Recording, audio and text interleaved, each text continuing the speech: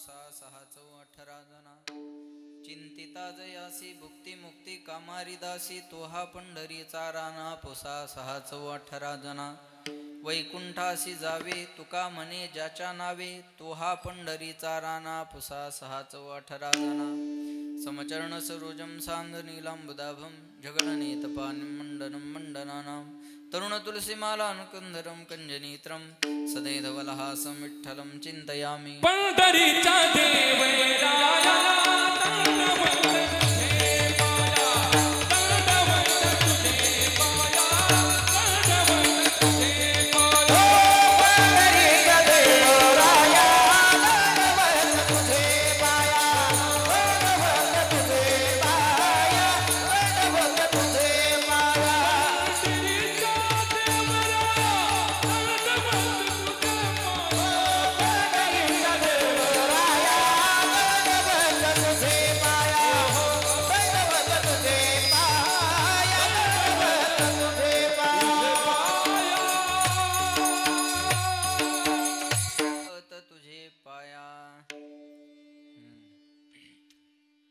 ज्याची गरजता पवाडे कळी काळ पाया पडी तो हा पंढरीचा राणा पुसा 618 जना प्रस्तुत प्राप्त प्रसंगी प्राप्तस्थळी चिंतन रूपी सेवेकरता निवडलेला अभंग याचे यावत भूतलावर जन्माला आलेल्या जडजीवाचा उद्धार करण्याकरिता आपला ध्येय अखंड जिजीवणारे वितराग संपन्न पंचमेध निर्माते महाराष्ट्रभूषण देवनिवासी जगद्गुरु जगद्वंदनीय सकलकंठी भूषित ज्ञानेश्वरी जगद्गुरु तुकोबाराय यांचा उत्कृष्ट असा 4 चरणाचा भगवंताच्या सामर्थ्याचं वर्णन करणारा अभंग सेवेकरता निवडलेला आहे।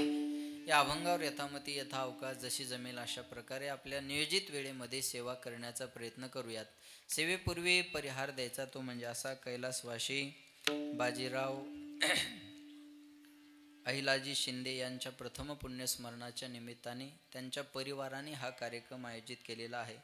त्यांच्या आई नर्मदा अहिलाजी शिंदे, त्यांच्या पत्नी विमलबाई बाजीराव शिंदे आणि त्यांचा मुलगा गौरव दादा, त्यांच्या 3 कन्या स्वातीताई, सोनालीताई, गायत्रीताई, त्यांचे 2 बंधू देवराम दादा, 3 बंधू 4 बंधू देवराम दादा, माळू दादा, त्र्यंबक दादा, निवृत्ती दादा आणि त्यांच्या 2 भगिनी शिलाबाई आणि प्रमिलाबाई या सर्व परिवाराने हा कार्यक्रम या ठिकाणी आयोजित केला आणि त्या निमित्तानं ही कीर्तनाची सेवा या परिवाराच्या विनंतीला मान देऊन आणि आमचे राजगुरू दादा यांच्या प्रेमामुळे तुमच्या सर्वांच्या दर्शनाचा सुयोग आला होता। तारीख घेऊन बरेच दिवस झाले पण आज मला अर्जंट मुंबईला जायचं आहे, पण दादांमुळं मी काहीच बोललो नाही। बरेच महाराज मंडळी पुढे गेलेत आणि मला जायचं आहे, पण मी राजगुरू दादांच्या प्रेमामुळं हा कार्यक्रम टाळू शकलो नाही। त्यांना म्हटलं मला थोडा वेळ होईल म्हणून तुमच्या सर्वांच्या दर्शनाचा हा सुयोग या ठिकाणी आलेला आहे। त्यानिमित्तानं मृदंगाचार्य हरिभक्तपरायण मुकुंद महाराज आहेत। महाराजांनी गोड वादन केलेलं आहे, महाराजांना धन्यवाद। संगीत विशारद आपल्याच भागाचं वैभव भूषण महाराष्ट्रभर ज्यांच्या आवाजाने वेड लावलेला आहे। रामकथेमध्ये ढोक महाराजांच्या कीर्तनामध्ये जे साथीला आहेत असे हरिभक्तपरायण आमचे रोहिदास दादा जगदाळे, त्याचबरोबर हरिभक्तपरायण संगीत विशारद आमचे प्रकाशजी महाराज आहेत आणि सगळी महाराज मंडळी। जसं कीर्तन ठेवताना आपल्या आवडीचा महाराज असावा अशी परिवाराची अपेक्षा असते, तसं महाराजाला आवडीची साऊंड सिस्टीम असावी असा महाराजाचा मानस असतो। तसे आमच्या सुनील दादाचा हा साऊंड असला की कीर्तन सुरू व्हायच्या अगोदरच गुणीजन महाराज प्रसन्न झालेले असतात। साऊंड सुनील दादाचा आहे का एवढं म्हटल्यानंतर महाराजांना चिंता वाटत नाही का नाही, म्हणून आमच्या सुनील दादासाठी एकदा जोरदार टाळ्या सर्वांनी वाजवा। पीटी मास्तर महाराज आहेत, सर्व गुणीजन महाराज मंडळी आहेत, 2ही चोपदार आहेत। हेच गाव का आपलं? वा, दोघंही बऱ्याच ठिकाणी माझ्या कीर्तनाला असतात बरं का। दोघांना सुद्धा धन्यवाद देतो। आमचे शूटिंगवाले दादाही आज या ठिकाणी उपस्थित आहेत, त्यांना सुद्धा धन्यवाद।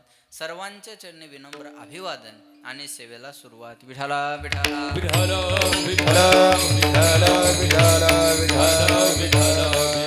सेवेकरता निवडले म्हटलेला अभंग तुकोबारायांचा आहे. जगद्गुरु तुकाराम महाराज या अभंगामध्ये सांगतात, ज्याचे गरजता पवाडे. फार लक्ष देऊन आहे का, त्या भगवंताच्या नामाचे पोवाडे गायल्याच्या नंतर परिणाम काय होतं. कळी काळ पाया पडे. आपल्याला ज्या काळाच्या पाया पडावं लागतं तो काळ आपल्या पाया पडतो, आहे का नाही. कळी काळ पाया पडे. तो कोण, तो हा पंढरीचा राणा. हे पुसा 6 चौ 18 जाणा. पुसा म्हणजे विचारा कुणाला, 6 चौ 18 जण. 6 म्हणजे 6 शास्त्र, चौ म्हणजे 4 वेद आणि 18 जण म्हणजे 18 पुराण. महाराज म्हणतात हे माझं मत नाही, हे वेदाचं, शास्त्राचं, पुराणाचं मत आहे. पहावे पुराणे विचारून. बरोबर आहे. मी जे बोलतो ते माझ्यावर विश्वास ठेवू नका, तुम्ही त्याची पडताळणी करा. आणि कशामध्ये करा, वेदामध्ये करा, शास्त्रामध्ये करा, पुराणामध्ये करा. कीर्तनामध्ये आमचे गुरुवर्य स्वामीजी असं सांगतात, कीर्तनात माणसानं स्वतःचं मत मांडू नये.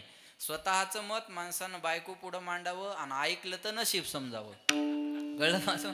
स्वतःचं मत बायको समोर घरात मध्ये मांडावं, चर्चेमध्ये मांडावं. आपल्या मताला कीर्तनात किंमत नाही. बरोबर आहे. कीर्तनात वेदाचं मत असावं, शास्त्राचं मत असावं, पुराणाचं मत असावं. म्हणून महाराज म्हणतात, पहावे पुराणे विचारुनी. 4 वेदी जाण, 6 शास्त्री कारण, 18 पुराणे हरेशी गाती. म्हणून पहा, हे पुसा 6 चौ 18 जणा. कोणी म्हणाला आम्हाला त्याचे पोवाडे गायला जमत नाही, आम्हाला चिंतन करायला आवडतं. एखाद्याला जर म्हणलं विठ्ठल विठ्ठल म्हणा, तर काही माणसं मोठ्याने म्हणतात आणि काही माणसं मनातली म्हणत म्हणतात. मग आपण म्हणावं का, तुम्ही मोठ्याने का म्हणत नाही. ते म्हणतात आम्हाला मोठ्याने म्हणणं आवडत नाही, आम्ही मनातली मनात भजन करतो. मग त्याचा परिणाम काय, चिंतिता जयासी भुक्ती मुक्ती कामारी दासी. भुक्ती नाम भोग आणि मुक्ती नाम मोक्ष. माणसाला नुसता भोगही आवडत नाही, नुसता मोक्षही आवडत नाही. बरोबर आहे. असं वाटतं अगोदर भोग भोगावे मग मुक्ती मिळावी. मग हे दोन्ही जर एकत्र मिळवायचं असेल तर त्यासाठी त्याच्या नामाचे पोवाडे गाणं गरजेचं आहे. कोणी म्हणाला आम्हाला भोगही नको आणि मोक्षही नको, आम्हाला वैकुंठाला जायची इच्छा आहे. महाराज म्हणले सोपं आहे, वैकुंठाशी जावे तुका म्हणे ज्याच्या नावे. त्या भगवंताचं नाम घेतल्याच्या नंतर दुर्लभ असणारं वैकुंठ सुद्धा सुलभ होतं. आपण तो कोण, तो हा पंढरीचा राणा. पुसा 6 चौ 18 जणा. असा अभंगाचा माझ्या बुद्धीप्रमाणे सरळ अर्थ आहे. विठाला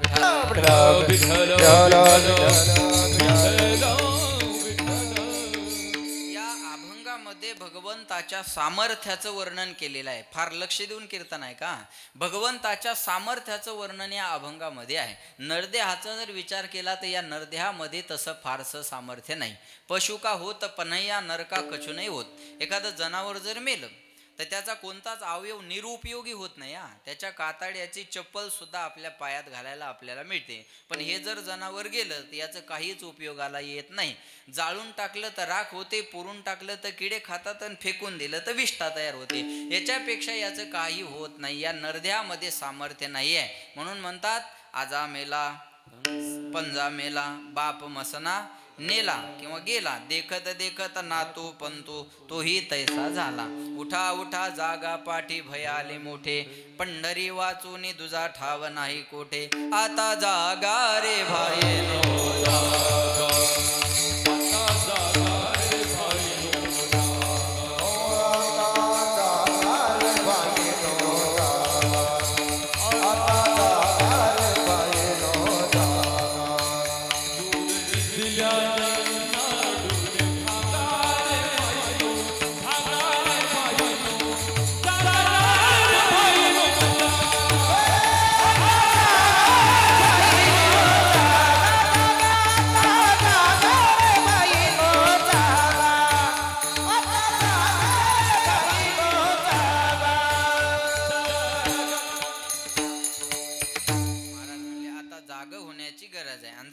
काय करा. उठा जागे वारे आता, स्मरण करा पंढरी. तुम्ही जाणकार लोक आहे पुढा. स्मरण करा पंढरीनाथा, भावे चरणी ठेवा माथा. चुकवी व्यथा जन्माच्या, धन दारा पुत्रजन, बंधू सोयरे पिशून सर्व मिथ्या आहे जाणून, शरण रिघा देवासी.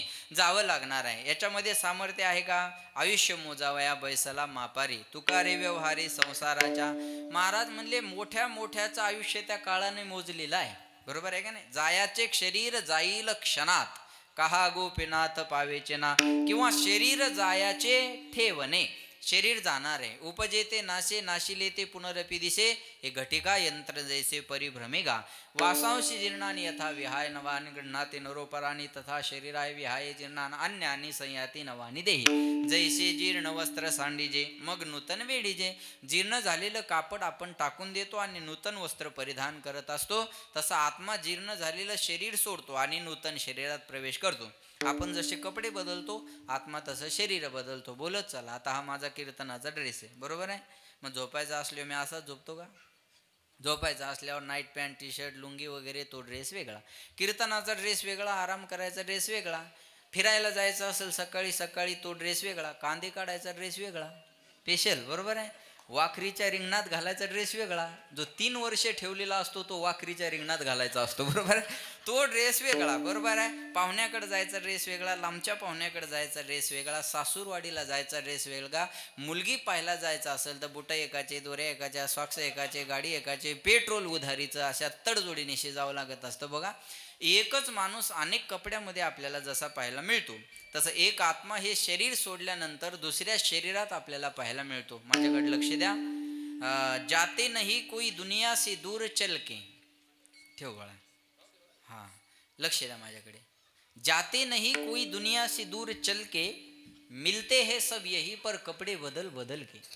माणूस जसा कपडे बदलून भेटतो आत्मा तसं शरीर बदलून भेटतो. अजून सोपं करून सांगू, तुमचा मोबाईल जर खराब झाला तर तुम्ही नवीन मोबाईल घेता, बरोबर आहे. हो नाही काहीतरी बोला, जेवायला आहे ना, मग थोडी जबाबदारी तुमची बी आहे, बोला. मोबाईल खराब झाला की आपण नवीन मोबाईल घेतो. मग मोबाईल नवीन घेतल्यावर सिम पण नवीन घेतो का? नाही. मग काय करतो, जुनं सिम काढतो आणि नव्या मोबाईलमध्ये टाकून देतो. तसा हा देहरूपी मोबाईल एकदा खराब झाला की याच्यातलं आत्मा नावाचं सिम निघतं आणि दुसऱ्या शरीरात ट्रान्सफर केल्या जातं.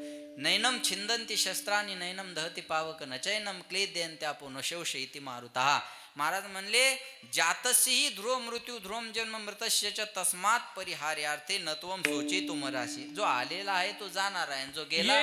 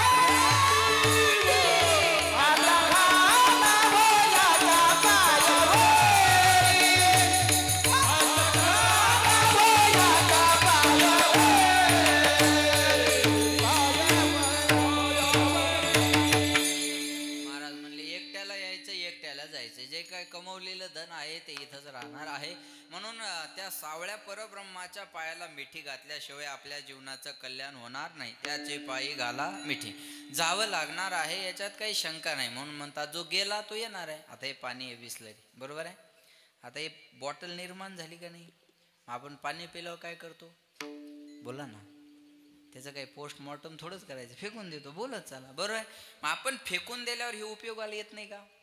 आपण फेकून दिल्यानंतर पाठीमागं काही लोक ह्या बिसलऱ्या गोळा करतात आणि याचं पुन्हा पाणी करतात आणि पुन्हा याची नवीन बिसलरी तयार होते. बरं, सेम असंच आहे. उपजेते नाशे नाशिले ते पुनरपि दिसे, हे घटिका यंत्र जैसे परिभ्रमेगा. म्हणून म्हणतात अदेह जाईल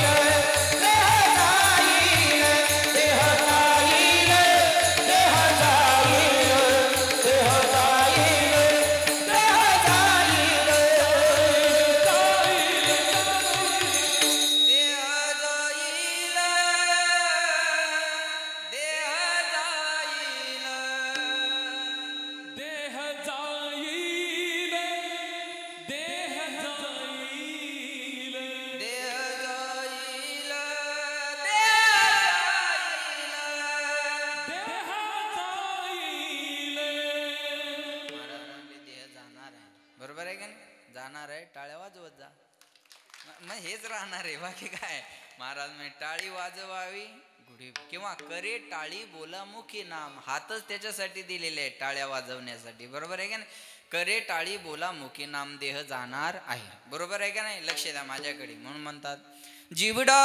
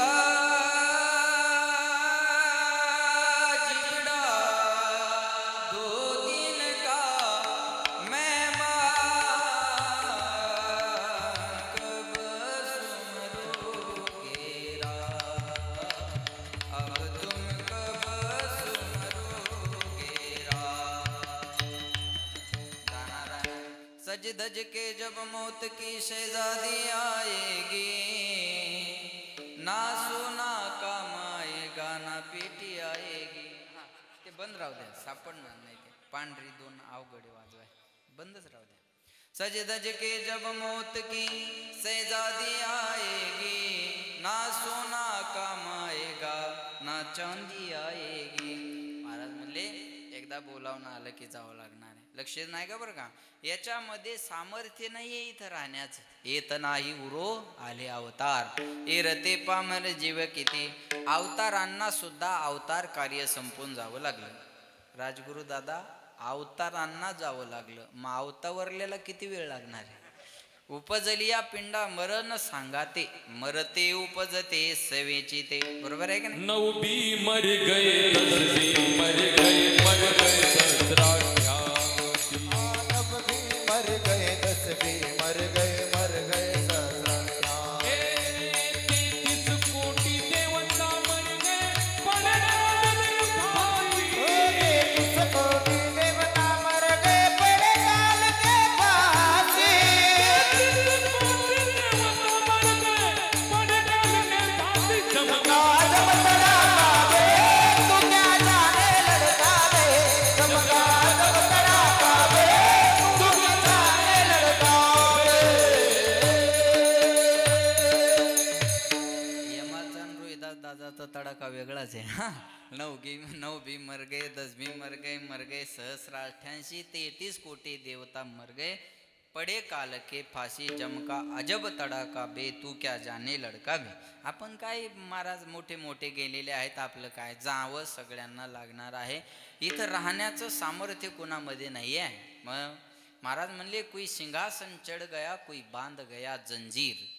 लक्ष देऊन आहे का बरं का? एका स्मशानभूमीत असं छान लिहिलेलं होतं, मंजिल तो तेरी यही थी, मंजिल तो तेरी यही थी, गुजर गया वक्त यहाँ आते आते. क्या मिला तुझी इस दुनिया से, आपनों ने ही जला दिया जाते जाते. स्मशानभूमीतलं वाक्य आहे.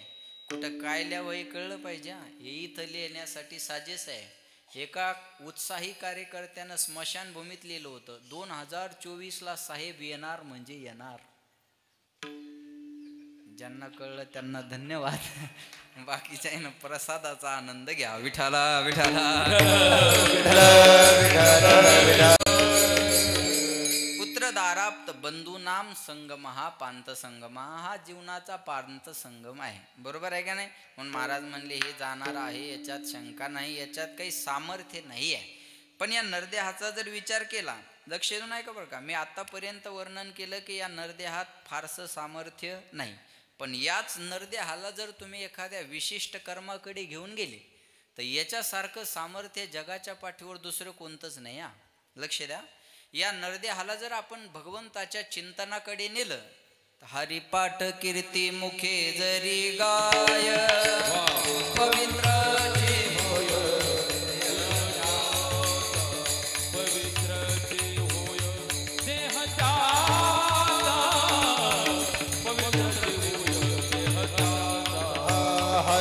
पाठ कीर्ती मुखे जरी गाय पवित्रची होय देह त्याचा पवित्रची होय देह त्याचा पवित्रची होय देह त्याचा.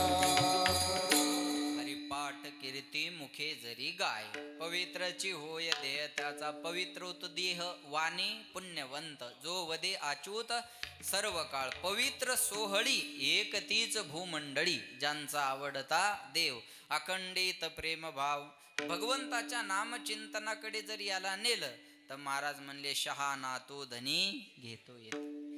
त्याला शहाणा म्हणतात जो भगवंताचं नामचिंतन करतो. बरोबर आहे का नाही. मग आपल्याला काळाच्या भीतीने काळाच्या पाया पडावं लागतं का नाही. मरणाची भीती वाटली की माणूस याचे त्याचे पाय धरतो ना. पण याचे त्याचे पाय धरून ही काही भीती जाणार आहे. बघा आजारी पडल्यावर घरच्याचे पाय धरतो मला दवाखान्यात घेऊन जा. पैसे नसेल तर शेजाऱ्याचे पाय धरतो मला आजारी आहे थोडे पैसे द्या. बरोबर आहे. दवाखान्यात गेल्यानंतर डॉक्टरचे पाय धरतो की मी मेलो नाही पाहिजे, पाहिजे तेवढे पैसे लागू द्या पण मी मेलो नाही पाहिजे. बरोबर आहे. डॉक्टर म्हणतो तुम्हाला ठेवणं आमच्या हातात नाही. बरं असं असतं तर निदान डॉक्टर तर शिल्लक राहिली असते.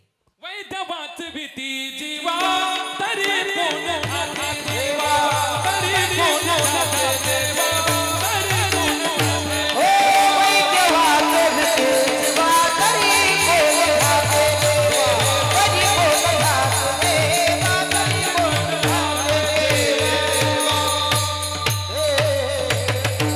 काय प्रमाण. वा वा वा. वैद्य वाचविती जीवा तरी कोण ध्याते देवा. जर डॉक्टरच वाचवायला लागले असते तर डॉक्टरचेच भजन झाले असते ना. बरोबर आहे. डॉक्टरचेच कीर्तन डॉक्टरच्याच आरत्या असं झालं असतं का नाही. कोण भगवंताचं चिंतन केलं असतं सांगा बरं.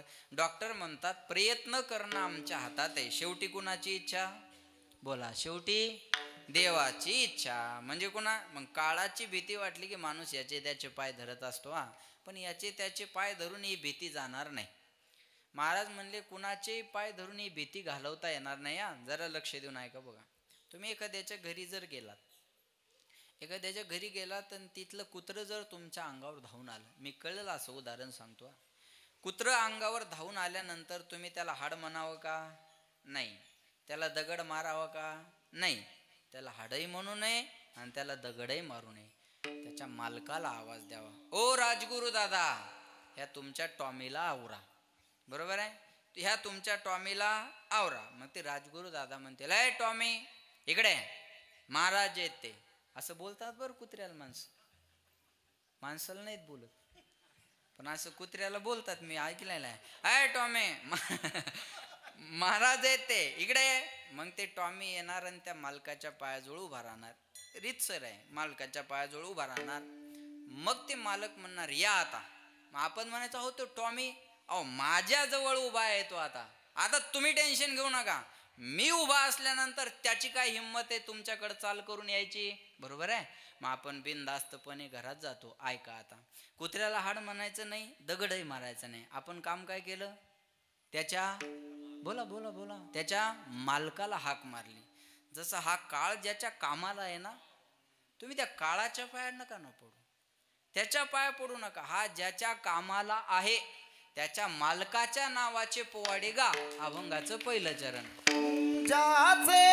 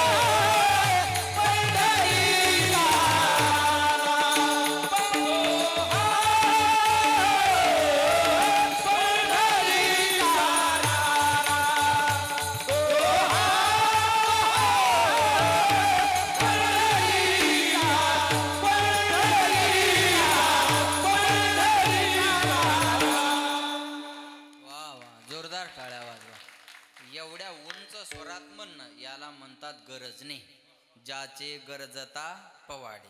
गरज आभाळ काय व्हायला म्हणतात, बोला ना, आभाळ काय व्हायला लागलं, गरजायला लागलं. गरजणे म्हणजे मोठा आवाज करणे, मोठ्या आवाजात म्हणणे, बरोबर आहे. गरजणे म्हणजे उंच स्वरात म्हणणे, आणि उंच स्वरात म्हणणारी माणसं लवकर फेमस होतात. काहीला नैसर्गिक आवाज असतो उंच, बरं का, तो शिकलेला नसतो, पण तो समाजावर प्रभाव टाकणारा असतो. तुम्ही बघा कधी उंच स्वरात गाणारी माणसं लवकर फेमस, लवकर प्रसिद्ध होतात, बरं का. गरजणे म्हणजे उंच स्वरात म्हणणे, ज्याचे गरजता पोवाडे. मग आपण कुत्र्याला हाड म्हणलं नाही, आपण त्याच्या मालकाच्या नावानं हाक मारली. तसं मारा हाक देवा, भय अट्टहासे, जव काळासे दुरी ठेला. महाराज म्हणले तो काळ जोपर्यंत दूर आहे तोपर्यंत त्या भगवंताच्या नामाची करा हरी भक्ती परलोकी येईन कामा. करा हरी भक्ती परलोकी येईन कामा. सोडविले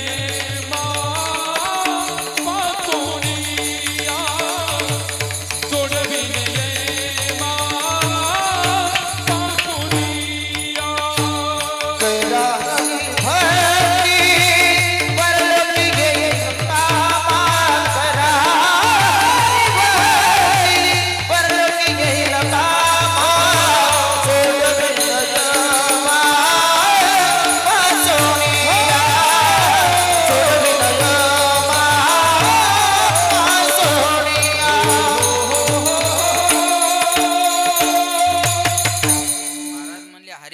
करा. जेव्हा पडलेली असाल तेव्हा त्या काळात ती उपयोगाला येईल आणि यमापासून आपल्याला ती सोडू शकते. म्हणून भगवंताचं भजन करणं गरजेचं आहे. ज्याचे गरजता पोवाडे. ज्याचे म्हणजे लक्ष देऊन आहे का बघा, ज्याचे हे सर्व नाम आहे. पुढं आपल्याला त्याचं चिंतन करायचं आहे. गरजणे म्हणजे उंच स्वरात म्हणणे, आणि पोवाडे म्हणजे काय. पोवाडे कुणाचे गायले जातात, पोवाडे राजाचे गायले जातात, बरोबर आहे ना. राजाचे पोवाडे गायले जातात. मग तुम्ही हे पोवाडे गायला सांगता, मग तुमचा देव कोणी राजा आहे का. म्हणले हा राजा आहे. कानडा राजा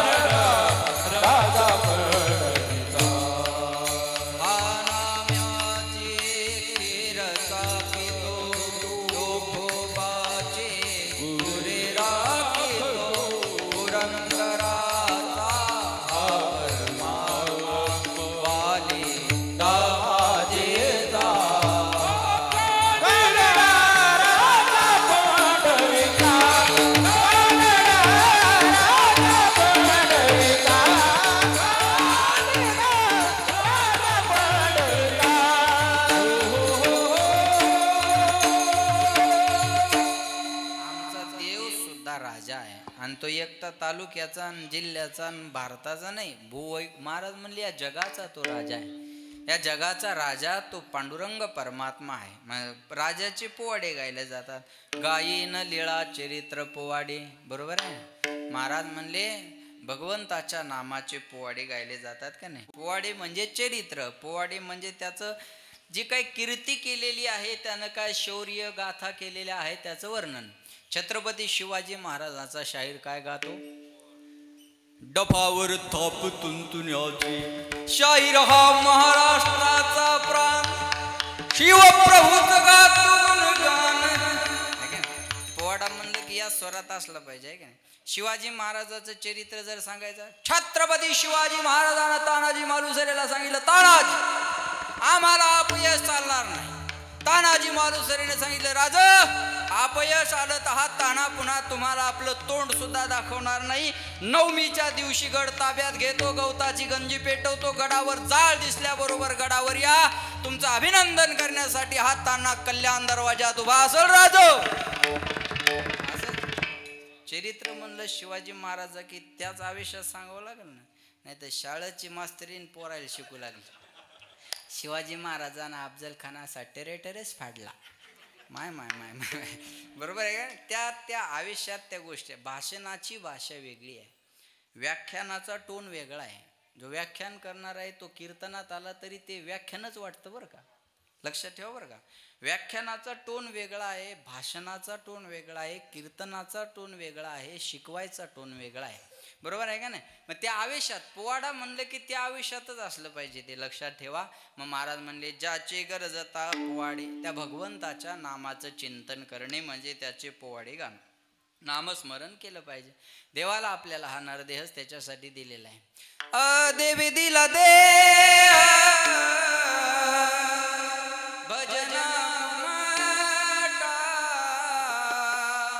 देवी दिला द्या भजना गोमटा, तोया झाला पाटा बाधिकेचा, तोया झाला पाटा बाधिकेचा, देवी दिला द्या भजना गोमटा, देवी दिला द्या भजना गोमटा. आपल्याला नरदेह भजनासाठी दिलेला आहे. म्हणून म्हणतात, कधी लागेल रे वेड्या तुला गोडी गोडी गोडी अभंगाची,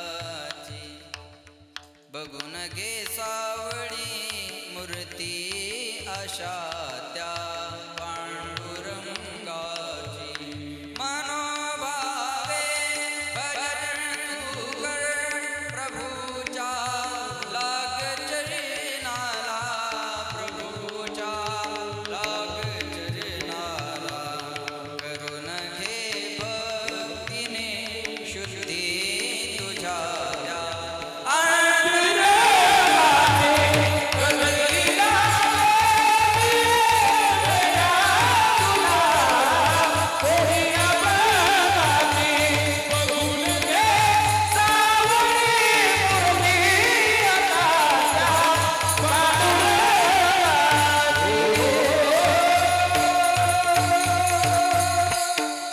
भजनाची गोडी लागणं गरजेचे आहे, म्हणजे त्याचं नाम चिंतन करणं गरजेचं आहे.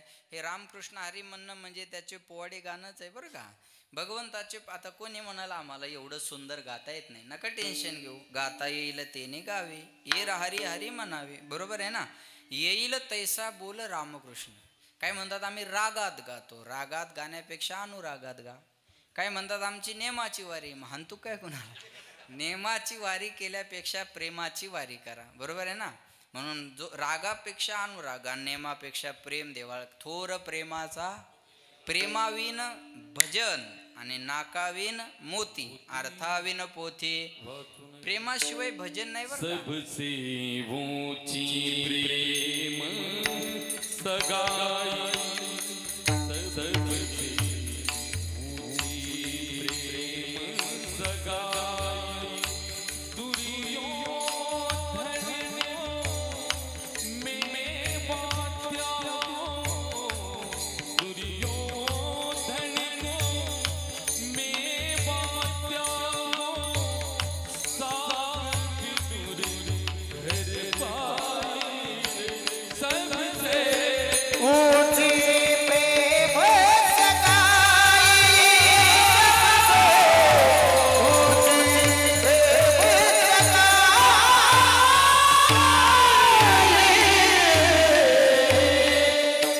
सबसे ऊंची प्रेम सगाई, प्रेमानं जग जिंकता येतं महाराज. बरोबर आहे. भाई और बहनों, विठाला विठाला,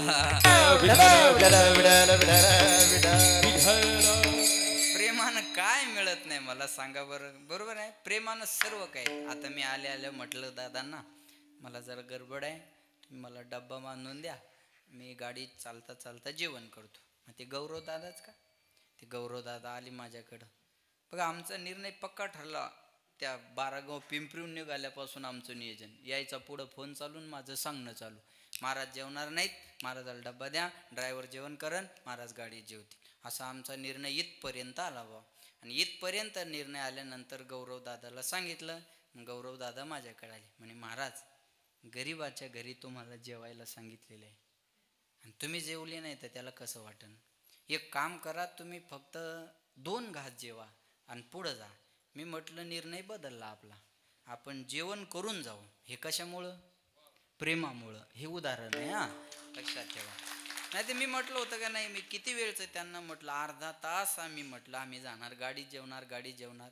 मग माझा निर्णय एका क्षणात बदलला. कशामुळं, त्यांच्या असलेल्या प्रेमामुळं. की प्रेमन सांगता बोलता गावी अनुभवता चित्त अनुभवता दगाने प्रेमन सांगता बोलता गावी अनुभवता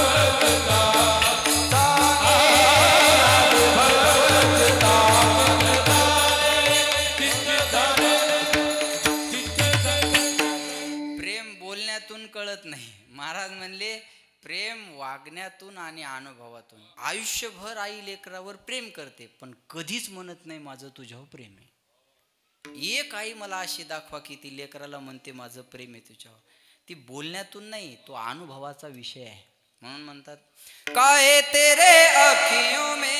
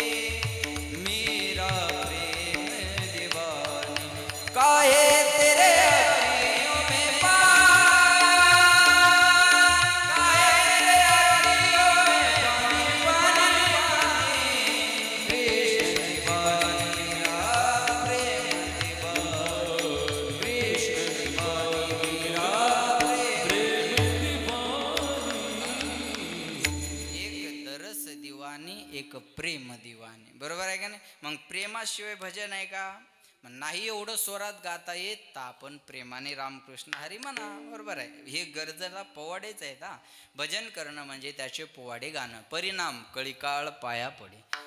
आपल्याला काळाच्या पाया पडायची गरज नाही. महाराज म्हणतात ऊर्ध्व पुंड्र भाळ कंठी शोभे माळ कापिजे कळी काळ तया भेने. हा गंध जरी लावला ना तर काळाची सहज चालून यायची तुमच्यावर डेअरिंग होत नाही. हा लक्षात ठेवा. गळ्यात सोन्याची चैन असेल तर चोराचं लक्ष तुमच्यावर जाईल, पण गळ्यात तुळशीची माळ असेल तर पांडुरंगाचं लक्ष तुमच्यावर राहील. एवढी ताकद आहे त्या माळीमध्ये. तुळशी माळ गळा गोपी चंदन टिळा हृदय कनवळा. यानं होतं काय महाराज गंध लावल्यानं, मी सांगितलं तुम्हाला कळी काळ पाया पडे. काळाला सुद्धा भीती वाटते माळ गळ्यात असल्यावर. अजून सोपं सांगू का, ज्या कुत्र्याच्या गळ्यात बेल्ट नाही, हे बघा मी कुत्र्याचं बोलतोय, तुम्ही असं दुसरीकडे नेऊ नका. मग न्यायचं असेल तर तो तुमचा प्रश्न आहे. ज्या कुत्र्याच्या गळ्यात बेल्ट नाही त्याला कोणी पण दगड मारतं, आणि ज्याच्या गळ्यात बेल्ट आहे म्हणतात कुणाचं तरी आहे ते. तसं हा बेल्ट तुळशीच्या माळीचा गळ्यात असावा, कोणी बी दगड मारायची हिंमत करत नाही महाराज. बरोबर आहे. ज्याचे गरजता पोवाडी कळी काळ पाया पडे. परिणाम काळ सुद्धा आपल्या पायाला पडत राहतो. बरं का. महाराज म्हणले तो कोण, तो हा पंढरीचा राणा पुसा 6 18 जना चिंतिता जयासी भुक्ती मुक्ती कामारी दासी. तो हा पंढरीचा राणा पुसा 6 18 जना. कोणी म्हणाल महाराज आम्हाला वैकुंठाला जायची इच्छा आहे, काय करावं लागेल, शेवटच्या चरणात वैकुंठाची जावे, वैकुंठाची जावे.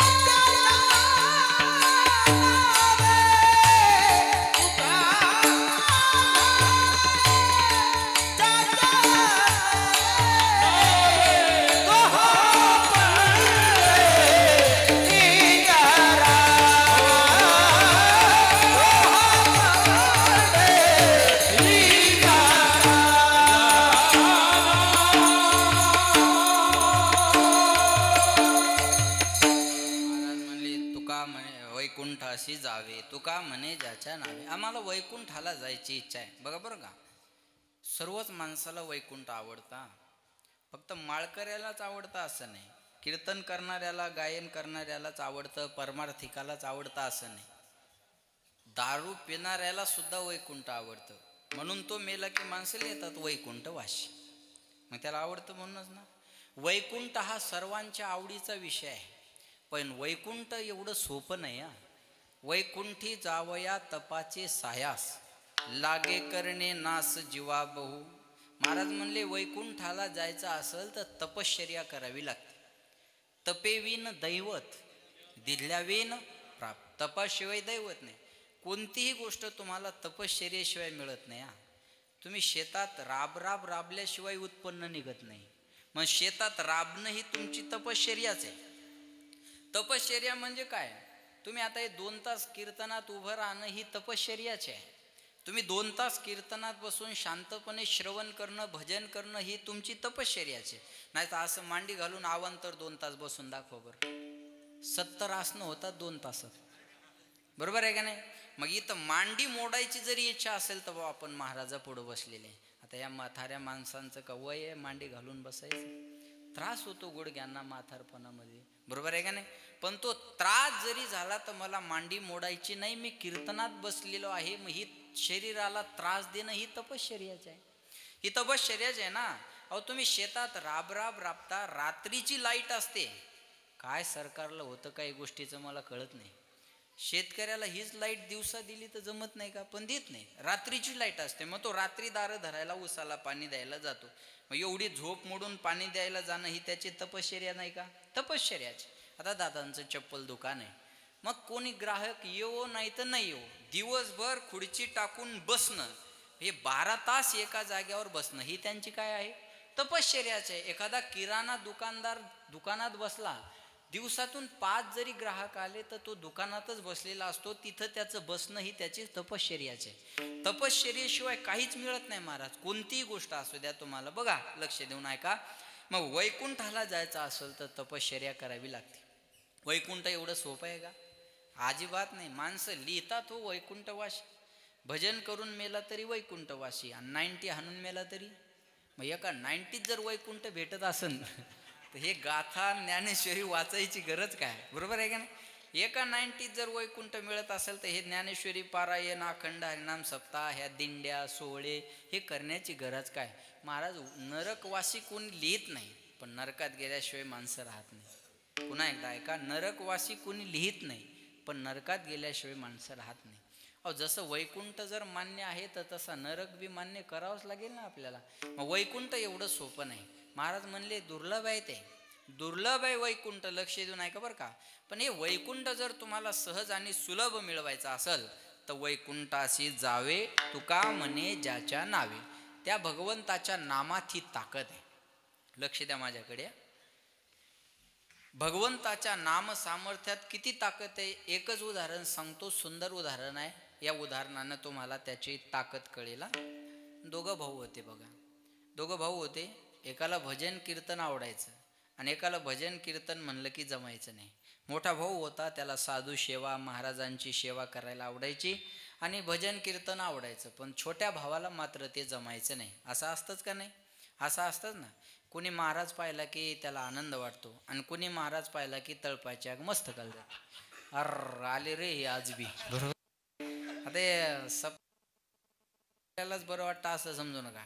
काही ना पॉम्पलेट पाहिले की असं धरतात, अर 8 दिवस झोपू देत नाहीत रे आता, बरोबर आहे का नाही? हे असतंच बघा.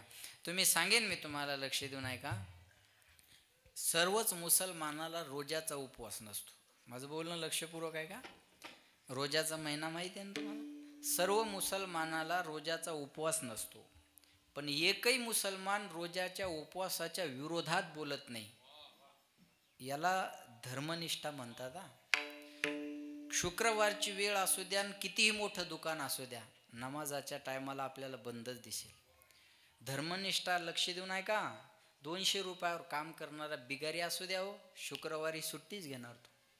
शुक्रवार त्याला 1000 रुपये रोज द्या, तो म्हणतो नाही आज नमाज अदा करना है, जुम्मे का दिन है बोले, बरोबर आहे का नाही? ही धर्मनिष्ठा गरजेची आहे बरं का. अरे खासदारकीच्या निवडणुकीत मस्जिदमधून फतवे निघाले तर वन साईड मतदान झाले. माझं बोलणं गांभीर्याने घ्या, लक्षात येते माझं बोलणं.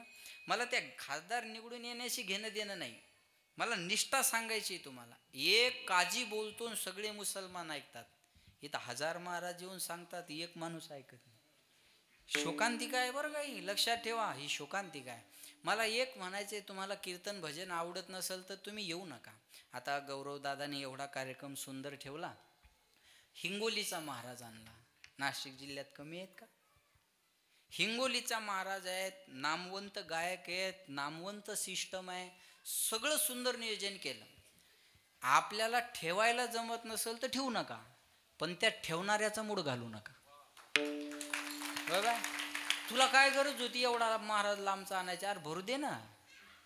माझं बोलणं कळतंय का? त्याची इच्छा आहे, इच्छेला मोल नसतं महाराज.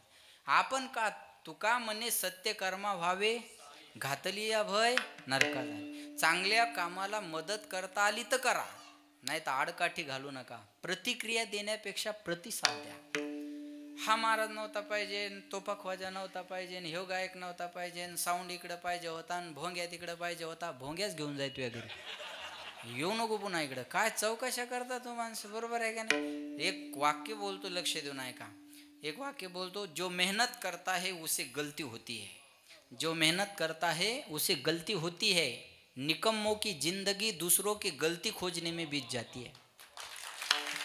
ज्याला मेहनत करायची नाही त्याचं आयुष्य चुका काढण्यात जातं महाराज. आणि चुका काढणारी माणसं आयुष्यभर चुकाच काढणार आहे, ते दुसरं काय करणार आहे? किती चांगलं करा आणि चूक काढणाऱ्या माणसाकडे जा, ते काही ना काही चूक काढणार त्याच्यात. त्या शिंदे साहेबांनी एक निर्णय घेतला मागे, एसट्या फुकट केल्या ना महिलांना. 75 वर्षाच्या पुढं महिला पुरुषांना एसट्या फुकट. काय काय 80-85 वर्षाची माणसं यंदा वारीत आली. ते एसट्या फुकट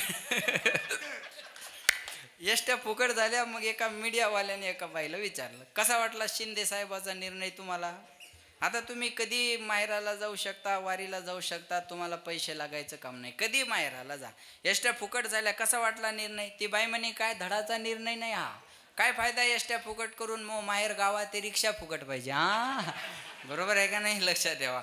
चूक काढायची म्हणलं कशात निघत नाही, कशातही निघते. आता तर यायला जास्त बोलता येत नाही. रोहिदास महाराज सगळ्या शिंदे साहेबाच्या बहिणी झाल्या, त्या कधी सांगतील आपल्या भावाला काही मिळ नाही भाव, बरोबर आहे का नाही? सांगा. मग चूक काढायची म्हणल्यावर कशातही निघत राहते ना. प्रतिक्रिया देण्यापेक्षा प्रतिसाद द्या. नसेल आवडत भजन कीर्तन, आपण लांब बसावं, जेवणाच्या टायमाला यावं. आपल्याला जेवण आहे ना, जेवण करावं, चांगला प्रसाद झाला म्हणून निघून जावं, अडचण काय आपल्याला. तसं तो एक भाऊ होता, त्याला भजन कीर्तन आवडायचं, पण दुसऱ्या भावाला भजन कीर्तन म्हणलं की जमायचं नाही. एक दिवस एक पंजाबचे साधू त्यांच्या घरी आले, आणि ते साधू आल्यानंतर या मोठ्या भावानं खंत व्यक्त केली त्या महाराजाकडे. म्हणे, महाराज, माझा छोटा भाऊ कधी देवाचं नाव घेत नाही हो, पण माझी इच्छा आहे त्यानं देवाचं नाव घ्यावं. बुडत हे जन न देखवे डोळा, येतो कळवळा म्हणून या. माझी इच्छा आहे त्यानं देवाचं नाव घ्यावं, म्हणून तुम्ही काहीतरी उपाय करा, पण त्याला एकदा देवाचं नाव घ्यायला लावा. हे महाराज म्हणले, मी 4 दिवस इथं राहतो, पण त्याला देवाचं नाव घ्यायला लावतो. आता हा पठ्ठ्या 4 दिवस घरीच आला नाही. तो महाराज आले की गावाच्या बाहेर निघून जायचा, आणि महाराजाची गाडी गावातून गेली की तो घरी यायचा. त्याचं असं ठरलेलंच. म्हणले, आता हा घरीच यायला तयार नाही, तर याला भजन कसं करायला सांगू? एक काम करा म्हणे, महाराज गेले अशी चर्चा करा, मग तो घरी येईल. महाराज गेले अशी चर्चा झाली, आणि मग हा घरी आला. महाराज दरवाजाच्या मागं उभं राहिले. त्यानं दरवाजातून वाकून पाहिलं की महाराज दरवाजाच्या पाठीमागून निघाले आणि त्याच्या दंडाला धरलं. हो, सोडा म्हणे माझ्या दंडाला. ते महाराज म्हणले, तू राम म्हण म्हणजे मी तुझ्या दंडाला सोडतो. तो म्हणे, मी तसलं काही म्हणणार नाही, तू माझ्या दंडाला सोडा. महाराज म्हणले, तू राम म्हण म्हणजे मी तुझ्या दंडाला सोडतो. तो म्हणे, मी म्हणणार नाही, तुम्ही माझ्या दंडाला सोडा. महाराज म्हणले, तू राम म्हण म्हणजे तुझ्या दंडाला सोडतो. तो म्हणे, मी म्हणत नाही, तुम्ही माझ्या दंडाला सोडा. महाराज म्हणले, तू जोपर्यंत राम म्हणत नाही तोपर्यंत तुझ्या दंडाला सोडत नाही. तो म्हणे, तुम्ही किती बी वेळ माझा दंड धरा हो, मी राम म्हणणार नाही. कळलं तुम्हाला?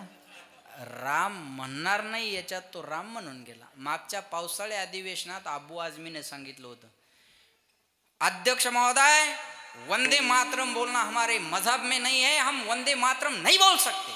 अरे हे सांगायसाठी तर बोंबलून गेलंस की.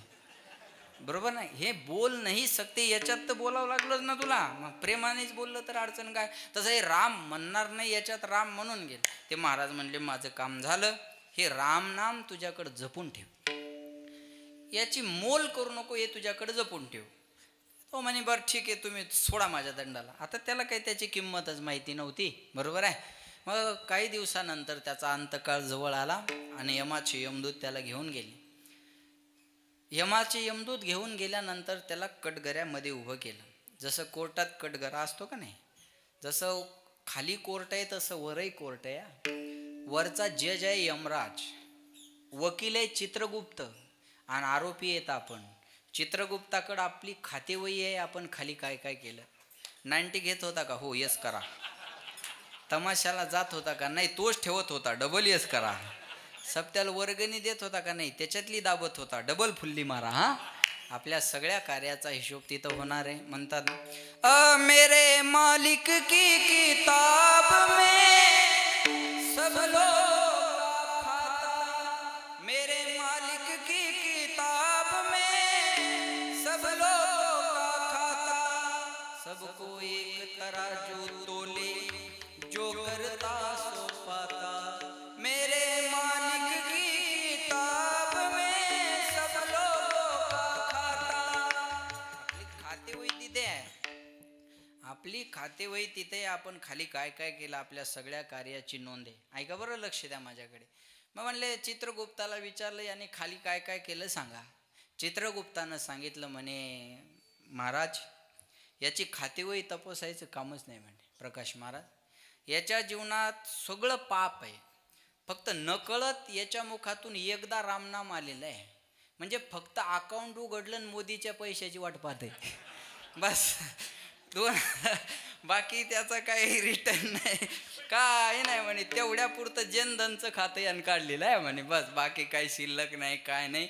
एकदा रामनाम म्हटलेलं आहे म्हणे याने, एका रामनामाचं पुण्य याच्याकडे आहे. मग यमराजानं त्याला विचारलं, हे बघा पुण्याचंही फळ मिळतं आणि पापाचंही मिळतं. तुम्ही असं म्हणू नका मी पुण्य जास्त केलं म्हणजे पापातून सुटका मिळेल. नाही, जे केलेलं पाप आहे ते तर भोगून संपावंच लागेल आणि पुण्याचं फळ तर मिळणारच आहे. ऐका म्हणले एका नामाचं पुण्य तुझ्याकडे आहे, बाकी तुझ्या जीवनात पाप आहे. मग तुला तुझ्या पुण्याचं फळ अगोदर देऊ का पापाचं फळ अगोदर देऊ. आता त्याला काय त्या नामाची किंमत माहिती नव्हती. तो म्हणे ते एकाचंच काहीतरी ते आहे ना, बरोबर का, ते एकाचंच काहीतरी ते आहे ना, ते पहिल्यांदा द्या म्हणे, बाकीचा आपला आपण पाहत बसू. आता यमराजाला कळत नव्हतं एका नामाचं, एका राम नामाचं फळ मी याला देऊ काय. तुझ्या नामाचा महिमा तुझं न कळे मेघ श्यामा. महाराज म्हणले त्याच्यापेक्षा त्याच्या नावाची ताकद काही वेगळी आहे. ऐका बरं का, त्याच्यापेक्षा त्याच्या नावाची ताकद काही वेगळी आहे. काय फळ द्यावं बाबा याला. आता एका नामाचं फळ याला द्यावं काय. यमराजाला काय फळ द्यावं कळालं नाही. म्हणले मग आता काय करा, चला म्हणे याला देवाचा राजा कोण आहे इंद्र, याला इंद्राकडे घेऊन जाऊ म्हणे. इंद्राकडे घेऊन गेले. ऐका इंद्राकडे नेलं. म्हणले यानं एकदा रामनाम घेतलेलं आहे, याला फळ काय द्यावं.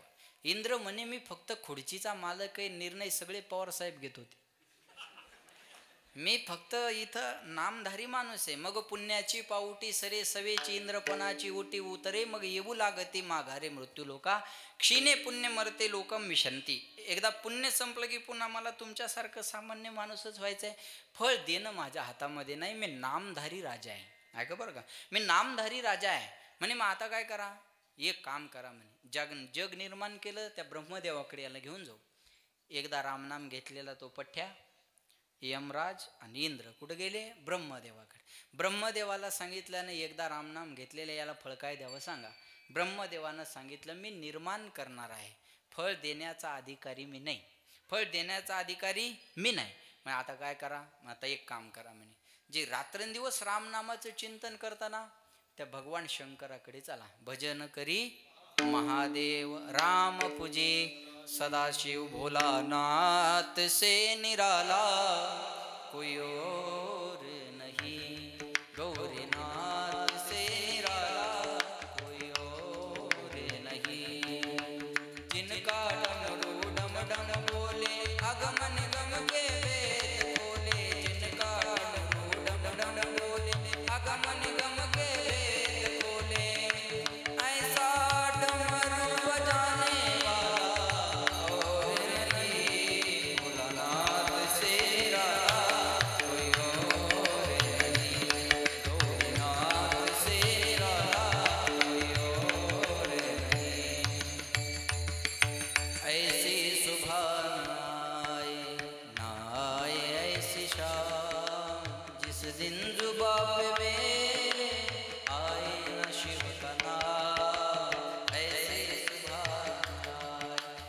भगवान शंकर रात्रंदिवस राम नामाचं चिंतन करतात. म्हणे त्यांच्याकडे घेऊन जाऊ. बघा आता एक द्या, यमराज हा एकदा नाव घेतलेला इंद्र आणि ब्रह्मदेव कुठे गेले? भगवान शंकराकडे. म्हणे याने एकदा रामनाम घेतलेलं आहे आणि तुम्ही रात्रंदिवस रामनामाचं चिंतन करता, याला फळ काय द्यावं? भगवान शंकरानं सांगितलं, मी रामनामाचं चिंतन करतो माझ्या आनंदासाठी. मी मिळणार काय हे याच्यासाठी नाही, माझ्या आनंदासाठी भजन करतो. म्हणले आता काय करावं बाबा? चौघाला मेळ लागेना, याला नेमकं द्यावं काय? मग हे एकदा नाम घेतलेल्यात जरा पावर आली. म्हणे एकदाच नाव घेतलं आणि 4-4 बेजार आहेत. चौघाला मेळ लागेना म्हणे, याच्यात काहीतरी पावर आहे. म्हणले आता काय करा? इंद्र, ब्रह्मदेव, भगवान शंकर, यमराज चर्चा. आता करायचं काय? म्हणे एक काम करा, आता ज्याचं नाव आहे त्याच्याकडे घेऊन जाऊ. वैकुंठाशी जावे तुका म्हणे ज्याच्या नावे. ज्याचं नाव आहे त्याच्याकडे घेऊन जाऊ, आपल्याला बाकीचं काय करायचंय? आता हे एकदा नाम घेतलेलं बी ठरलं. ते म्हणे हो सकाळपासून पाहतो म्हणे इकडून तिकडं तिकडून इकडं शांताबाई. नुसतं फिरवायला लागले म्हणे तुम्ही मला. अहो काय द्यायचं ते पटकन देऊन टाका आणि मोकळं करा. एका नामाचं फळ तुम्हाला देणं होत नाही, 4-4 देव आहेत तुम्ही इथं आणि काय बेजार करायला लागले म्हणे माणसाला. किती दिवस 10 महिने झालं चालू आहे, किती दिवस बेजार करता? काय द्यायचं ते पटकन देऊन टाका आणि महाराष्ट्रातला वाद मिटवा. का जाती जातीत भांडणं लावता? सरकार मायबाप स्पष्ट करा. का जाती जातीत? अहो एका ताटात खाल्लेली मैत्री तुटायला लागली हो आज. भिंतीला भिंती लावून राहणारी माणसं आज एक महाराष्ट्राची. अहो सरकार मायबाप करा एकदा स्पष्ट आणि काय निर्णय आहे तो देऊन टाका. जगू द्या महाराष्ट्रातल्या जनतेला सुखाने, जगू द्या महाराष्ट्रातल्या जनतेला प्रेमाने, राहू द्या महाराष्ट्रातल्या लोकाला सौजन्याने, राहू द्या महाराष्ट्रातल्या मित्राला मित्र म्हणून. आज 20-20 वर्षे एका ताटात जेवणारी मैत्री तुटायला लागली महाराज. अरे एका भिंतीला भिंत असणारी माणसं एकमेकाच्या घरात जायला तयार नाही. आज बिकट परिस्थिती आहे महाराष्ट्राची, लक्षात ठेवा.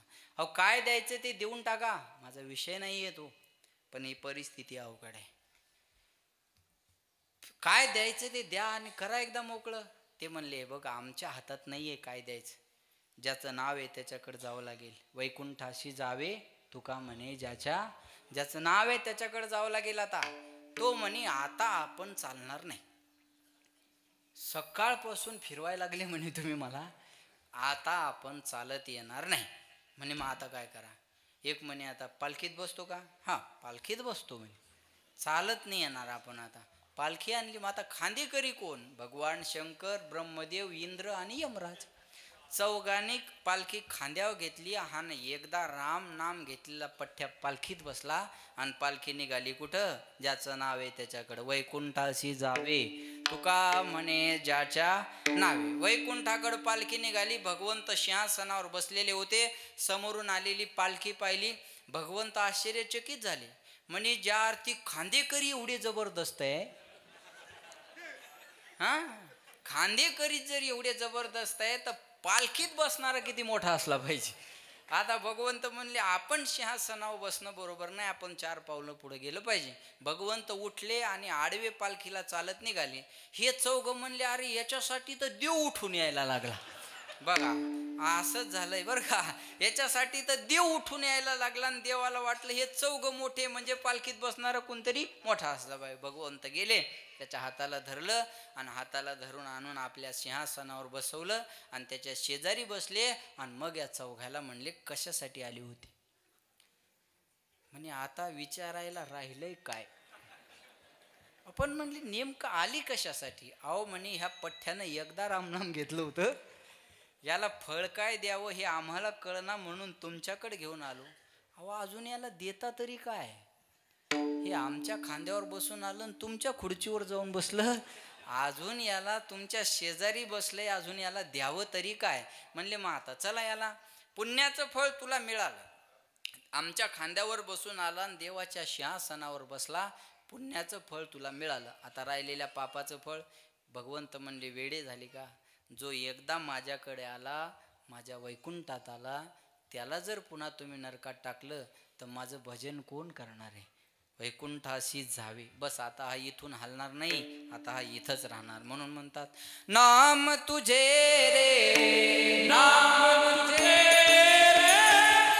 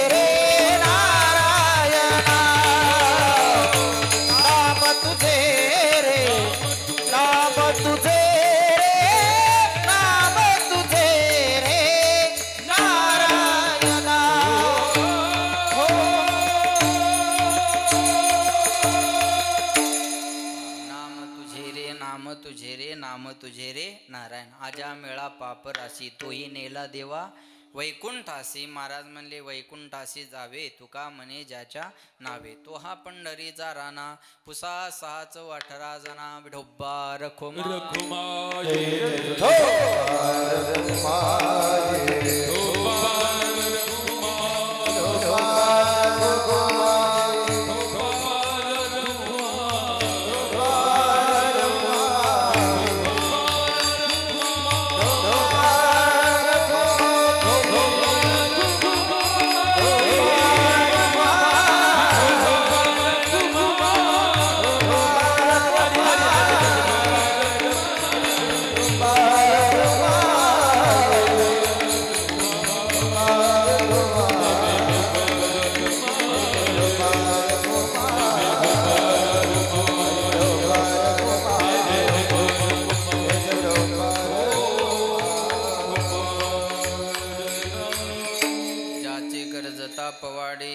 कळी काळ पाया पडे तो हा पंढरीचा राणा पुसा 618 जना.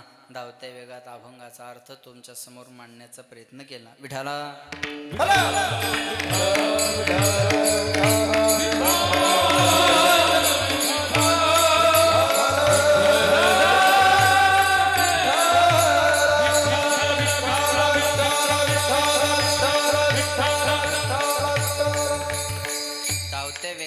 अर्थ तुम्हाला कळेल, पचेल, रुचेल, झेपेल अशा सोप्या साध्या भाषेत समजून देण्याचा प्रयत्न केला. याच्या सगळ्याचं सार एकच आहे, भजन करा बस. तुम्ही 7 दिवस सप्ताह जरी ऐकला, महाराज अभंग वेगळे घेतील, दृष्टांत वेगळे सांगतील, प्रमाण वेगळे वेगळे येतील, पण येऊन ठेपल कुठं? नामावर, भजनावर. बरोबर आहे. वारी करायला जाणार, काय सांगणार वारीत? भजन करा. बरोबर आहे. दुसरं काय सांगणार आहे? मग जीवनात भजन करा. शरीर के लिए जैसा भोजन आवश्यक है, आत्मा के लिए वैसा भजन आवश्यक है. शरीर चालण्यासाठी जेवण गरजेचं आहे, तसं आत्मसुखासाठी भजन गरजेचं आहे. ऐका बरं का. भजन करणं गरजेचं आहे. धावत्या वेगात अभंगाचा अर्थ तुमच्या समोर मांडलेला आहे. या ठिकाणी कैलासवासी बाजीराव अहिलाजी शिंदे यांच्या प्रथम पुण्यस्मरणाच्या निमित्तानं त्यांच्या आई नर्मदाताई, त्यांच्या पत्नी विमलताई, त्यांचा मुलगा गौरवदादा आणि त्यांच्या 3 मुली गायत्रीताई, स्वातीताई आणि सोनालीताई. बरोबर आहे ना? हां बरोबर आलं का? बरोबर हां आहे. अजून आहे मेमरी, एकदा वाचलं लक्षात आहे माझ्या, आहे की नाही? म्हणून या सगळ्या परिवाराने या ठिकाणी आयोजित केलेला हा कार्यक्रम आहे. अतिशय गोड नियोजन केलं. आमच्या राजगुरू दादांकडं हे सोपून दिली जबाबदारी. तुम्ही गायक कोण सांगायचे, वादक कोण सांगायचे, साऊंड कोणते सांगायचे, ही सगळी जबाबदारी. बघा आता दुकान बंद ठेवून इकडं वेळ देणं म्हणजे त्यांच्यासाठी एकदा जोरदार टाळ्या वाजवा सगळ्यांना. मी सांगितलं ना, हे समर्पणच आहे. आणि जीवनातलं समर्पण जर चुकलं तर सरपण व्हायला वेळ लागत नाही. समर्पण परमार्थात असलं पाहिजे. हां, आपल्या जीवनातलं समर्पण परमार्थात असं. दादांनी परमार्थिक कार्यासाठी आता आम्ही आलो गेलो की अर्ध्या रात्री फोन करतो, दादा आम्ही येणार आहे बरं का. हे बघा 2 तासासाठी महाराज सगळ्यांना आवडतो, पण 22 तास महाराजांची व्यवस्था काय, याच्यासाठी काही माणसं असतात. हां, काहीला वाटतं हे यांचे नाव घेतात म्हणून तारखा असतात, असं काही नसतं. परिवाराची इच्छा असते आणि मध्ये यांच्या माध्यमातून महाराजांना कोण बोलायचं, कोणाचे नंबर उपलब्ध नसतात म्हणून असतं. पण काही महाराजांचा रोष असतो, तुम्हाला तेच आवडतात. बरोबर आहे. आवडलं त्याच्यात काय, बरोबर आहे ना? आवडलं असं असतं का नाही? म्हणून या परिवाराने हा कार्यक्रम आयोजित केला. आज बाजीराव दादांच्या आई माझ्यासमोर बसलेल्या आहेत. आई आहेत आणि मुलगा जातो. बघा बरं का, ही फार दुःखाची गोष्ट आहे आणि उणीव न भरून निघणारी आहे. लहानपणी असं असताना मांडी आईची असते आणि लेकरू मांडीवर असतं.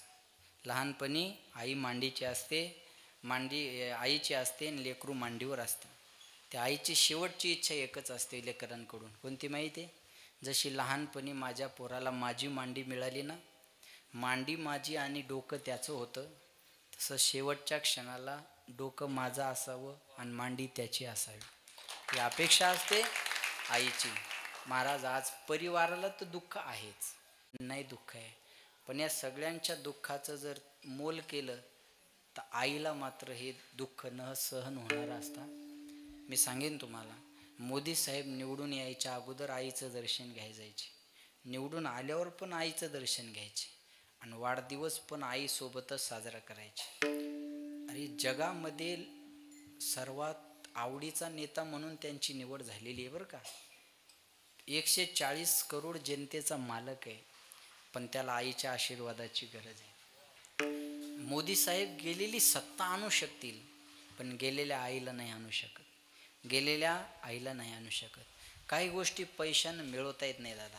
पैसों से खाना मिलता है, भूख नहीं मिलती. किताब मिलता है, ज्ञान नहीं मिलता. बिस्तर मिलता है, नींद नहीं मिलती.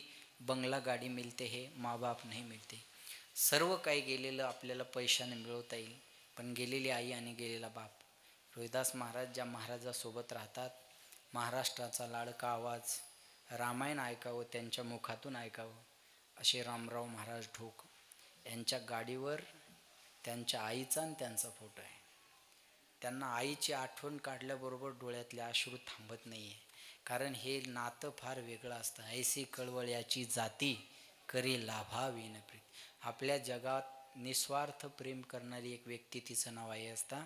हे बघा, चेहरा पाहिल्यावर प्रेम करणारे जगात खूप माणसं आहे, गुण पाहिल्यावर प्रेम करणारे जगात खूप माणसं आहे, पण चेहरा न पाहता, गुण अवगुण न पाहता 9 महिने 9 दिवस पोटातच जी प्रेम करते ना, तिचं नाव आई आहे. जन्माला आल्यानंतर प्रेम करणारं जग आहे, पण जन्माला येण्याच्या अगोदरपासून प्रेम करणारी आई आहे. जन्माला येण्याच्या अगोदरपासून आपल्यावर प्रेम करते ती आई आहे. जगाच्या पाठीवर एक अदालत अशी आहे, तिथं माणसाचे सर्व गुन्हे माफ केले जातात, त्याला आईची अदालत म्हणतात. आईच्या अदालतमध्ये शिक्षा मिळत नाही. प्रति माँ में भगवान नहीं होते, लेकिन प्रति माँ में भगवान जरूर होते. मातृदेवो भव, पितृदेवो भव, आचार्य देवो भव. आईची ही अवस्था आहे महाराज. असं आईची एकच अपेक्षा असते बघा. आपल्या पायाला ठेस लागली तर तिच्या डोळ्याला पाणी येतं, हे आईचं अंतकरण असतं. म्हणून आज खऱ्या अर्थानं त्या आईलाही दुःख आहे. त्याच्यानंतर असं म्हणतात ना, पत्नीला सुद्धा दुःख आहे, कारण पतीशिवाय पत्नीला शोभा नाही आणि पत्नीशिवाय पतीला शोभा नाही. आणि खरं नवरा बायकोचं नातं घट्ट कधी होतं माहिती आहे? जसं जसं वय उतरायला लागलं ना, तसं तसं पती पत्नीचं नातं घट्ट होत असतं. जेव्हा ऐकण्यातलं कोणी राहत नाही, तेव्हा हक्कानं सांगणारा पती असतो आणि हक्कानं ऐकणारी पत्नी असते. आणि जेव्हा तिच्या जीवनात हक्कानं कुणाला सांगायचं असेल तर पतीला सांगते आणि पती तिची इच्छा पूर्ण करत असतो. आज अशी परिस्थिती आहे. किती दुःख आहे.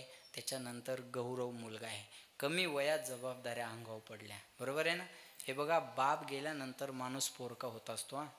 किती मोठा व्हा जीवनामध्ये, बापाचा आधार काही वेगळा असतो बरं. बापाने एवढं म्हणावं, बाळा कर तुला काय करायचं तर, तुझा बाप आहे ना तुझ्या मागं, एवढं जरी म्हणलं ना, पोरगं डबल उमेदीनं पुढं पळत राहतं.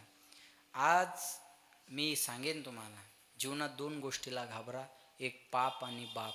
जो पापाला घाबरला त्याचा परमार्थ चांगला, बापाला घाबरला त्याचा प्रपंच चांगला. आपला बाप कसंही असू द्या, दरवाजात बसलेला असला तर कुण्या पाप्याची नजर आपल्या घराकडे जात नाही.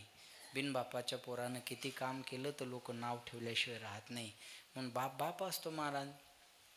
तुम्ही तुमचे फोन चेक करा, बापाकडून आलेले कॉल मोजा आणि पोराकडून गेलेले कॉल मोजा. मी फार अवघड सांगतो असं आहे का? तुम्ही 1 कॉल लावलेला असेल तेव्हा बापाचे 10 फोन तुम्हाला झाले असतील. आणि बाप झाल्याशिवाय कळणार नाही. मला रात्रीच्या किती वाजता वडिलाचा फोन येतो, 2 वाजता येईल, 3 वाजता, 4, 5. त्यांना जाग आली की फोन असतो. महाराज कुठपर्यंत आले, महाराज कुठपर्यंत आले. मी सांगेन तुम्हाला, मी आज जो इथं उभा आहे ना, माझ्या वडिलाची कष्ट आहे. नाही तर मी शाळेत हुशार होतो, मी 1 महिना नोकरी केलेला माणूस आहे. पण आमचे वडील वारकरी आहेत खानदानी, आणि त्यांना महाराज आलेले माझ्या घरी. आमचे वडील वारकरी असले, आता परतीच्या वारीला येते. मी वारी करून आलो आणि आता परतीच्या वारीला वडील आहेत. त्यांना शुगर आहे, चालायचा त्रास आहे. मी म्हटलं नका जाऊ तुम्ही. नाही म्हणते महाराज, वारीच्या वाटेन मरण आलं त्याच्यापेक्षा चांगलं मरण कोणतं आहे, लक्षात ठेवा बरं का. आज त्यांची तपश्चर्या आहे म्हणून मी इथं उभं आहे. आपण मोठं झालो त्याच्या मागे कुणाची तरी तपश्चर्या.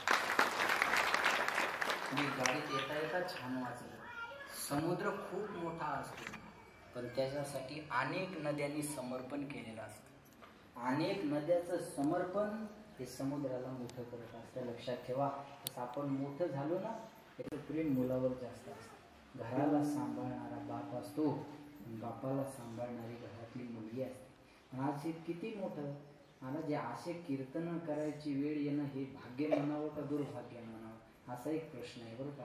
पण आज गेलेली संधी त्यांच्या जीवनात परत येणार नाही.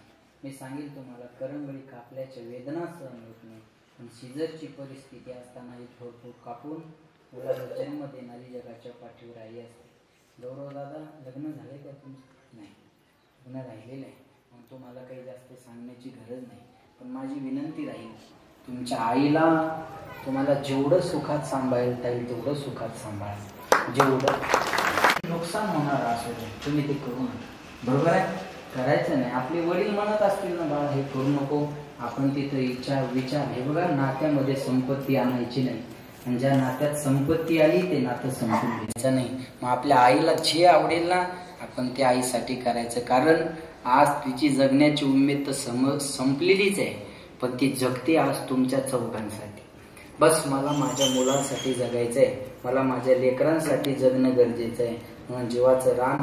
आज ज्यांच्या जीवनात मायबाप नाहीत त्यांना ही संधी राहिलेली नाही, पण ज्यांच्या जीवनात मायबाप आहेत ना, माझे हात जोडून सगळ्यांना विनंती आहे, तुम्हाला खरी आदरांजली, खरी श्रद्धांजली बाजीरावरावांना जर द्यायची असेल ना, तर वेगळं राहणाऱ्या मुलांनी संध्याकाळपर्यंत मायबाप घरी घेऊन या. हीच खरी आदरांजली आहे, हीच खरी श्रद्धांजली आहे. आज या महाराष्ट्रात नवीन वृद्धाश्रम महाराष्ट्रासाठी स्वाभिमानाची गोष्ट नाही आहे. माझी विनंती राहील, चुकत असतील मायबाप थोडे तुमच्या, अरे आपण लहानपणी काय कमी चुका केल्या? अरे ज्यावेळेस बापाला शर्मेनं मान खाली घालायची वेळ येते ना, तेव्हा पण बाप आपल्या सोबत असतो. तो म्हणतो जगाचं घेणं नाही मला, माझ्या पोरासाठी मी उभा आहे, मला काय करायचं जगाचं. अशा ही परिस्थितीत परिवारानं आपली साथ दिलेली असते. माझी विनंती राहील तुम्हाला की आपल्या आई वडिलाला आपण सांभाळा. रोजच्या बातम्या टीव्हीला पेपरला पाहून पाहून वेदना होतात कधी कधी. अरे काही महाराष्ट्राची परिस्थिती चाललेली, मातृदेवोभवासाठी 14 वर्षाचा वनवास भोगणाऱ्या रामाच्या राज्यातली आज ही परिस्थिती असेल तर ही दुर्भाग्याची गोष्ट आहे. पंढरपूरची वारी करून आता मी परवा चालू, हे पहिलंच कीर्तन, दुसरंच हे वारी झाल्यानंतर बरं का. 40-50 तास लोक पांडुरंगाच्या दर्शनाला लाईनमध्ये उभे राहतात. पुंडलिकाच्या भावार्था गोकुळी हुने झाला येता, सकळ तीर्थाची दुळे जे का माता पितरे, त्या सेवेसी कीर शरीर ऋण कीजे. म्हणून म्हणतात मायबाप केवळ काशी, तेने न जावे तीर्थाशी. किंवा तुका म्हणे माय बापे, अवघी देवाची स्वरूपे. आपल्या घरातलं चालतं बोलतं दैवत आपले आई वडील आहे. चित्रपटातल्या लोकांनी आपल्याला सांगावं, ये तो सच है कि भगवान है मगर फिर भी अनजान है, धरती पे रूप माँ बाप का उस विधाता की पहचान नहीं. म्हणून म्हणतात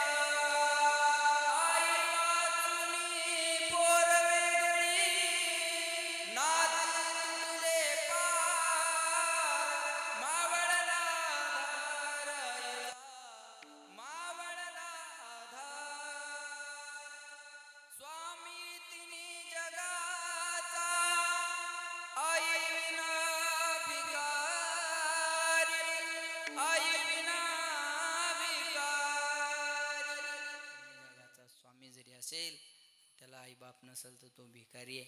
म्हणून माझी विनंती आहे, असं आहे ना, पके फल पेड़ों से रिश्ता तोड़ जाते हैं और आपाहिज माँ बाप हो तो बच्चे छोड़ जाते हैं. पिकलेलं फळ जसं झाडाला सोडतं तसे म्हातारे मायबाप झाले की मुलांना सांभाळायचा कंटाळा येतो. माझी विनंती राहील, आपल्या मायबापाला आपण सांभाळत चला. एवढं सांगण्याची वेळ काय येते?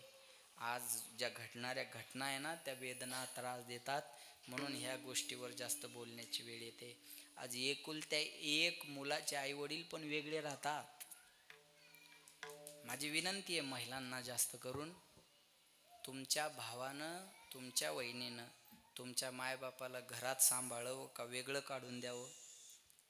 तुमची इच्छा आहे तुमच्या वहिनीनं भावानं तुमच्या मायबापाला सांभाळावं. तसं तुम्ही ज्या घरी गेलात ना, त्या पण बहिणीची एवढीच इच्छा आहे की आमच्या वहिनीनं आणि आमच्या भावानं आमच्या मायबापाला सांभाळावं. बस माझी विनंती राहील, तुम्ही साडीसाठी भांडा, दागिन्यासाठी भांडा, अजून काही गोष्टीसाठी भांडा, तुम्हाला एखादा मोबाईल लागत असेल, काही वस्तू लागत असेल, नक्की भांडा, पण तुमच्या मालकाला तुम्ही वेगळं निघण्यासाठी भांडू नका. तुम्ही आज तुमच्या मालकाला वेगळं घेऊन निघाल्या ना, तुमचे पोरं बी तुमच्यापासून वेगळं व्हायला वेळ लागणार नाही. जैसी करणी वैसी भरणी, माझी परिस्थिती राहील, लक्षात ठेवा. माझी विनंती आहे, महिलांच्या हातात ही जास्त गोष्ट आहे बरं का. कमीत म्हणून महिलांनी तेवढं मनाचा मोठेपणा करणं गरजेचं आहे. पुन्हा एकदा सगळ्या परिवाराला मी धन्यवाद देतो. 5च मिनटं जास्त झाली, त्याबद्दल सर्वांची क्षमा माफी. बरोबर 12 वाजलेले आहेत, वेळ झालेला आहे. पुन्हा एकदा तुम्हा सगळ्यांना धन्यवाद. आणि या ठिकाणी वाणीला विराम देण्याच्या अगोदर संत सद्गुरू योगीराज गंगागिरीजी महाराज 177वा अखंड हरिनाम सप्ताह, ज्या सप्ताहाची गिनेस बुक ऑफ रेकॉर्डमध्ये नोंद झालेली आहे मागच्या वर्षी, या महाराष्ट्रातला सर्वात मोठा सप्ताह म्हणून अन्नदानाच्या बाबतीत असेल, संख्येच्या, भजनाच्या सगळ्याच गोष्टीमध्ये ज्याची नोंद झाली, तो सप्ताह आपल्या परिसरात पांचाळे आणि पंचक्रोशी या ठिकाणी यावर्षी होणार आहे. दिनांक 10 ऑगस्ट ते 17 ऑगस्ट या दरम्यान आपल्या सर्वांना विनंती आहे की आपण तन मन धनाने त्या सप्ताहाला सगळ्यांनी सहकार्य करायचं आहे. कारण मी पण त्या सप्ताहाला दरवर्षी 2 वेळेस भेट दिली. आमटीला टँकर, बुंदीला JCB असतं. बुंदी भरायला माणसं नाही, JCBने बुंदी भरावं लागते. आणि जी आमटी बनवतात ना, त्याच्यात मोटर असते 5ची, आणि त्या मोटरीने टँकरमध्ये आणि टँकरच्या नळाने त्या पंक्तीमध्ये वाढायची असते. तुम्हाला हे माझं बोलणं जर अतिशयोक्ती वाटत असेल तर तुम्ही 10 ऑगस्ट ते 17 ऑगस्ट जा. मलाही ते वाटत नव्हतं की असं कुठं असतं का, JCB बुंदी टँकर, असं मलाही वाटलं होतं. पण जेव्हा जाऊन बघितलं तेव्हा मला ते कळालं ते वैभव काय. म्हणून आपण या सप्ताहाला 1 दिवस नक्की जा. डोळ्याचं पारणं फेडणारा हा सोहळा आहे. आपण सगळ्यांनी त्या सोहळ्याला सुद्धा उपस्थित राहायचं आहे. माऊलीचं भजन होईल, तोपर्यंत सगळ्यांना टोपी रुमाल द्या आणि नंतर पसायदानाने शेवट होईल. ज्ञानेश्वर माऊली ज्ञानराज माऊली द्वारा ज्ञानेश्वर माऊली विठ्ठल जय जय विठ्ठल माऊली राज महाराज क्षमा करा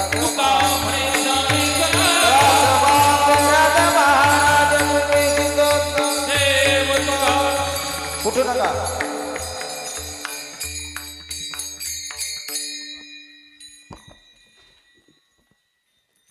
पिंड पदावरी दिला आपुल्या करी